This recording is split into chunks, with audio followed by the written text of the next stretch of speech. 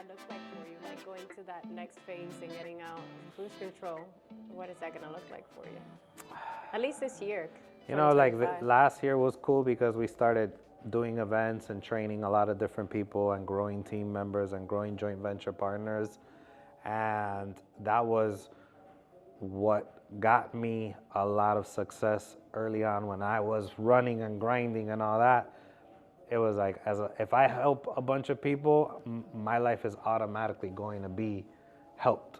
Just love, reciprocity, and just from a metaphysical level, like you help people, you give, and in return, karma pays you back.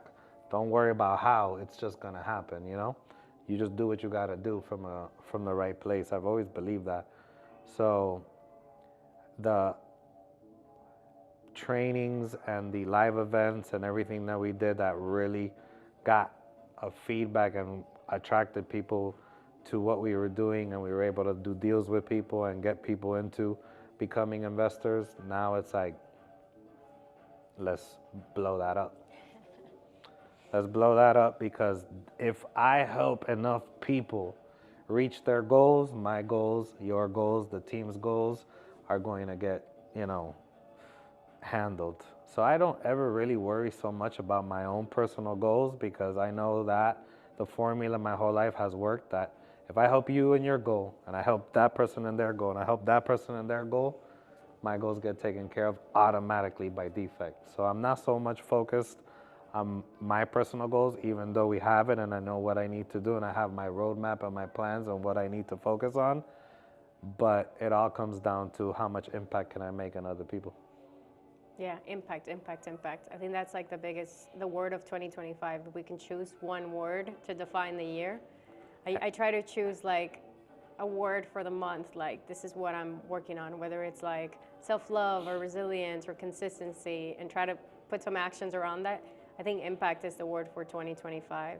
Yeah, intentionality behind anything is going to be key. That's part of the smart money habit. So anytime I'm doing my early morning podcast or reading on my book, it's like, what's that one message that sticks out? And then from that one message, how can I be intentional the rest of the day to apply that message? And I almost feel like it's a download, right? Like I just downloaded the message from God, from the universe, whatever it is that you believe in, of what I'm supposed to have top of mind today. And I'm intentional behind that. And I value that as part of my daily morning routine. And aside from that, and making sure that I'm stacking my wins and having my morning routines and hitting my own personal goals, it's a little bit of like, if I only worry about my monetary goals, that doesn't motivate me as much, because I'm not starving. Like I think when you are hungry because you're broke, or because you really hate where your financial position is in, you're like, I'm grinding because I'm surviving and I'm gonna get out of this. But when you're not feeling like, oh, I can't provide, or I can't, you need a completely different motivating factor, right? And it's not a monetary goal, even though money is the root of all good. Yeah, let's not forget, money is important. And we're not a charity. Yeah. But being able to see someone else win and change not just their financial situation, but literally how they're going to leave their children set up. Because it's not just about doing investments and getting into real estate and figuring out how to lend money and be the bank or flip a property or do an Airbnb, but it's like, now I actually have something that I can leave for my family, so that my next generation has something to stand on that I didn't have, or more, because maybe I did have something to stand on because my parents hooked it up, and now I'm going to be able to build off of that and leave that for my kids. So that generational change and making sure you're making the smart money decisions to protect it Because that's another thing. How many people do we buy properties off of Yeah. that they didn't properly plan, and then now their families are inheriting supposedly what should be a good thing, and they don't even know what to do, can't afford it. They're like, I have this house, but like I'm not even in that city. It's got to go through a legal probate. I don't know what my options are. Like, just give me some cash, get this Yeah. off my hands. And that's lack of financial education. That's lack of properly planning with an estate plan and an insurance, and making sure you build a real smart money life for not just yourself, but your family. So that experience and the fact that we've been able to do so many deals because of those situations motivates me to make sure that if you know me, I'm not going to let you be able to say, like, oh, but I didn't know. You may not do it, but I'm going to guarantee that you know how to find it, how to fund it, how to figure it out, and then how to protect it. Yeah. So that when you pass it on to whoever you want to pass on, whatever you've accomplished, it is organized, it is protected, and it is not a financial burden to the next generation. It's supposed to help, and it's supposed to be a blessing, and it's supposed to catapult them. It's not supposed to be a headache, an overwhelming, a frustration, and a confusion that you're just like, I don't know, I'm just going to sell this, get some money, and then I don't know where to go from here. And with business, with real estate investing, with personal finances, with anything, it just requires sometimes the education, or whether through reading books or getting yourself aligned with the right people, like to help you with your finances. But those small changes, like just having awareness and starting to implement small things through investing, through tax strategies, that can create a huge impact in someone's life. Like, I remember, tremendous. I remember when I was younger, I used to be like, I think I have the potential to like impact the world and be a game changer and go out there. And I had these thoughts and ideas of like, how can I do something big? And I think as I've gotten older and now I'm in the family stage of my life and whatnot, I've kind of realized like you make impact within, there's nothing wrong with going big. There's nothing wrong with, being an influencer with 100,000 people that follow your programs, a Dave Ramsey or whatever, whoever is big in whatever industry we're talking about. But there's also something beautiful that you can do it within your family, your friends, your coworkers, your social media, however big that is, whether you have 100 followers, 10,000 followers, or 500 followers, it doesn't matter. But like, if you can do something that impacts your world, your tribe, that ripple effect, because then they can do it, and then they can do it, and then they can do it. So you actually do make a difference and make impact and make change. And if you're intentional about sharing, and I think at this point, it's like, I can be quiet, I can turn off my social medias, which I actually really don't enjoy the social media side of the business. But why do I do it? Because like you said, every single week I get the, man, I watched your thing and it helped me this, and I watched your thing and it's interesting. And in New Year's, funny enough, obviously we didn't work on New Year's, and it was the after party. It's like 2, 3 in the morning. I ran into a high school contact. I was like, hey, what's up? I haven't seen him in years. Really good dude. And he's like, I've been seeing your stuff, man. And this year, I want to get with you because that's exactly what I've been wanting to do. I love that. And when you get that, and I get that now so much, and at that point I had a couple tequilas in me too, and I'm like, brother, we'll talk about it, but not today. Talk to you Monday. Talk to you Monday. 3 in the morning, like, Happy New Year. So I was thinking to myself, every single time I feel like building a brand and sharing and this, like, I can just close my deals, collect my rents, collect my Airbnbs. Like, why am I building for more? I can just take care of my kid and just be chill and just relax. But when you get someone who's like, man, you are helping me to do the same thing for my kid, it's like, all right, turn the camera on. Let's film this video. Like, let's do this training. Let's share this, send the email out.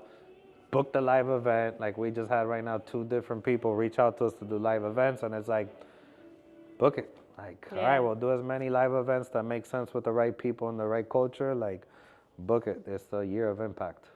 As far as business goes, I know we want to do a lot more fix and flips, and we did a good number of fix and flips last year, and doing the end of the year review gave us clarity that we want to continue to do more next year, continue to flip more properties. So we want to continue to expand and kind of have. Also in our backyard now. Yeah. Because we were in our backyard doing deals in South Florida, but we were like, oh, all of Florida. Now we in Texas, and now we have a deal in Missouri and Ohio, and we've done in Pennsylvania, etc.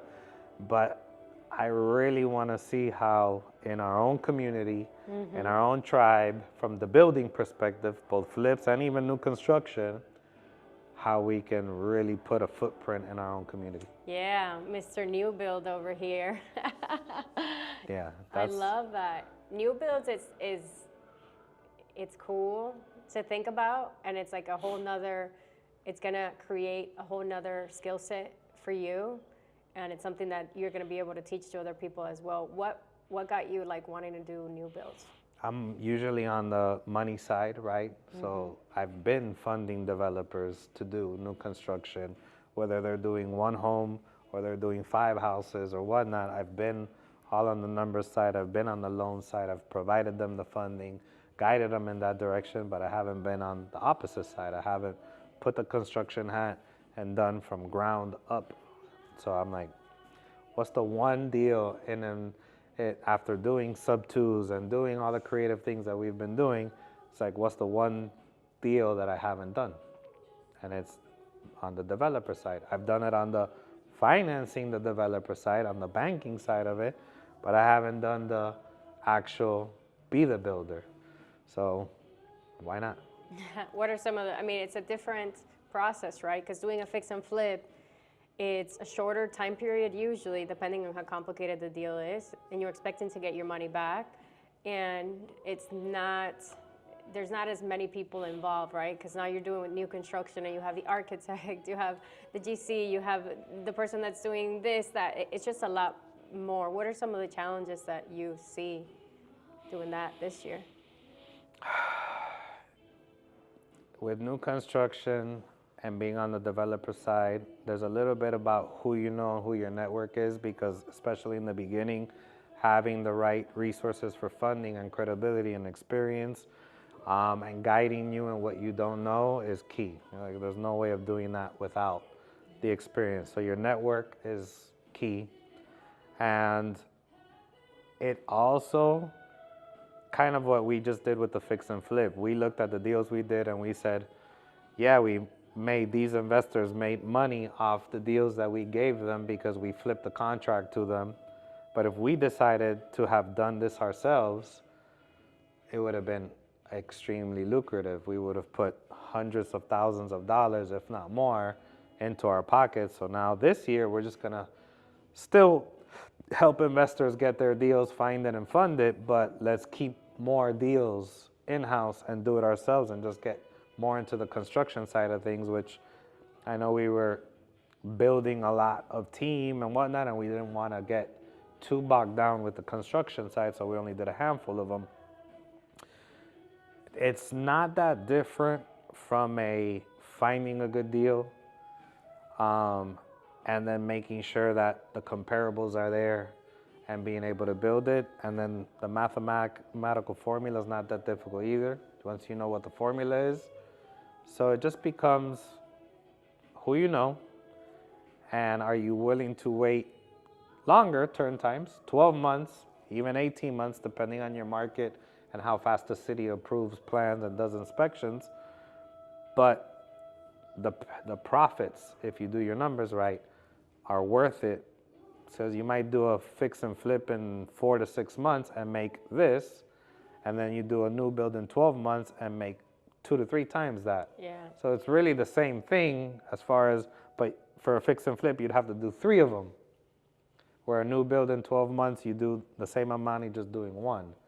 So then that's where the attractive part from a financial side and mathematics and the formula side, it's not that different. And then it's just getting to know the city, the inspectors, and the process. Yeah, real estate is so cool. And it's so complex because there's so many things that you can do. But it's all about finding deals, finding deals, getting really good at evaluating numbers, and building great relationships, like having a great lender, a great attorney, someone that helps you find deals, a great agent that you're working with. So finding deals, evaluating deals, having the right team members. That's all Give it me a boils second down because to. this is my son. Okay, cool. Hello. Hey, What happened? I haven't been in the shower. His fever's up again. To what? He just one-on-one. He just threw up all over me, all over him, all over the living room. The same thing that happened last time. Yeah, well, but it's the cough that's making him throw up. Right, that was the same thing that happened last time. That he was coughing so much, remember? But it was just for a day. He's been coughing a lot all day today? No, he's not coughing a lot. It's just, I guess it's like strong coughs that makes him throw up. You know that he throws up easily. You put the garlic drops in his ears? Not yet. I haven't been in the shower right now. You haven't put it all day?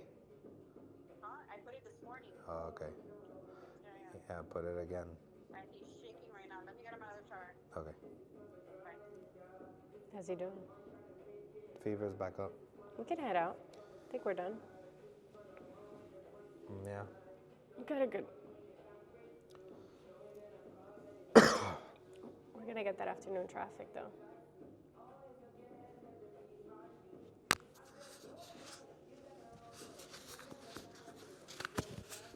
I think it would be good to do like Nah, leave it. Let's wrap up. Let's wrap up on the video. okay. You have it still on? I have it still on. What else did you want to talk about? We could do a short recap of the goals for the year.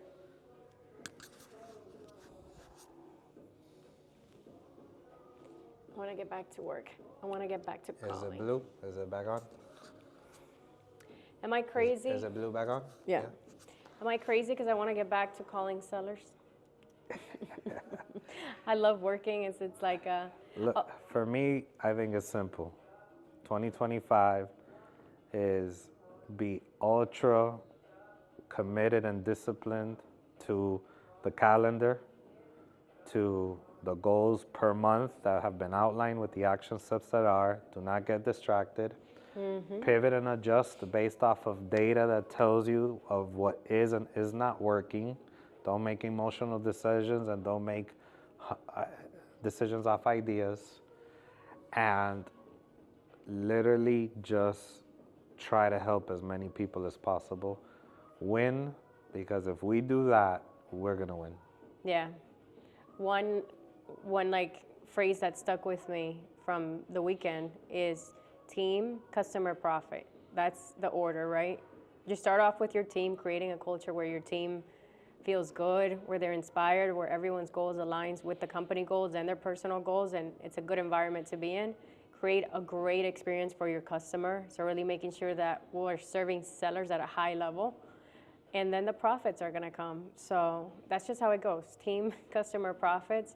A lot of people, even us when we started, we had it the other way around. Profit You first. start with profit in mind and just doing this for the time that we've been doing it and the growth that we've experienced as a business and like personal growth too. Now I see it clearly and I know what we need to focus on. One thing that I've really have worked on a lot is focus, right? What are the things that I need to focus on and not getting distracted and doing things that I'm not great at and I don't enjoy doing. And it's not gonna serve my purpose in the business, and it's not gonna serve my bigger purpose. Like, I love people. I love talking to sellers. I love closing deals. I love building relationships. I love just people as a whole. I love creating content so I can connect with people maybe in a different level. So that's my full focus this year. Really just people. My team, the clients that we're serving, the people that are joining our community, the relationships that I'm building. That's my only focus for 2025, and really how to become a better person and a better leader. Because I think your team kind of moves at the same speed that you do, and they mirror you. So it's like, I'm not a parent yet, but I can compare it to parenting, right? Even when you're having a bad day, you still have to show up as a parent. So your company is no different. Like if you're having a No, bad that's day, good. That's good. you still have to show up, right? Because they're there. This is their livelihood. This is how they make money. You're sellers. Like just because you may woke up today tired and you're having a bad day, you still have to show up for them because you're solving the problems in their life. Like they're in foreclosure. So really just committing to that. I've been really working on time management, on focus, and like no matter what, really showing up every single day. Good days, bad days. Because it's not just me, it's a team now. Having people behind you, that's huge. That's huge. You're a parent, My business is my baby, essentially, and the people in my team. So really showing up every day, no matter what, being the best person that I can be and the best leader. And in order to do that, for me, I know now through doing a lot of inner work, it requires meditation, taking time off to rest and recharge so I can be a better version of myself, connecting with people. I love connecting with people, so putting myself in situations where we're working more, I'm meeting with people more face-to-face if I need to. So just putting all the habits in place to really make sure that I am performing at my best, and so is my team, and we're serving people at a high level. Impact, 2025. People will laugh when I tell them what are some of the habits to start, because it's so much self. And then they're like, but how does this affect my bank account? How can I do a flip? And how can I do an Airbnb? Or how can I be the bank on a deal? And what? And I'm like, what are you doing in the morning? They're like, what? They don't understand how much it's about stacking the wins and you being in a good place to be able to solve people's problems, to be able to impact people's lives, and to be able to create opportunity to win. Yeah. All right, let's get to work. 2025, we're coming for you. Let's get to work. That was good.